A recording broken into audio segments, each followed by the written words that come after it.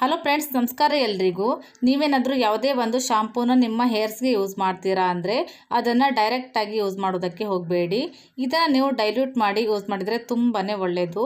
ಯಾವುದಾದ್ರೂ ಒಂದು ಮಗ್ ಅಥವಾ ಒಂದು ಬೌಲ್ನ ತೆಗೆದುಕೊಳ್ಳಿ. ನಂತರ ನಿಮಗೆ ಬೇಕಾಗುವಷ್ಟು ಶಾಂಪೂನ ಹಾಕಿ. ಇವಾಗ ಇದಕ್ಕೆ ಸ್ವಲ್ಪ ನೀರನ್ನು ಹಾಕಿ ಒಂದು ಸ್ಪೂನ್ನ ಸಹಾಯದಿಂದ ಅಥವಾ ಕೈಯಿಂದಲೇ ನೀವು ಚೆನ್ನಾಗಿ ಇದನ್ನು ಈ ರೀತಿಯಾಗಿ ಮಿಕ್ಸ್ ಮಾಡಿಕೊಳ್ಳಿ.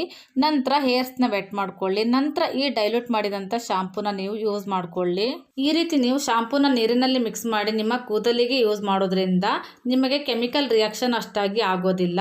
ಹಾಗೆ ನಿಮಗೆ ಶಾಂಪೂ ಕೂಡ ತುಂಬಾ ಕಮ್ಮಿ ಯೂಸ್ ಆಗುತ್ತೆ ಮತ್ತು ನಿಮ್ಮ ಹೇರ್ಸ್ನಲ್ಲಿರುವಂಥ ಕೊಳೆಯನ್ನೆಲ್ಲ ಇದು ಕ್ಲೀನಾಗಿ ತೆಗೆಯುತ್ತೆ.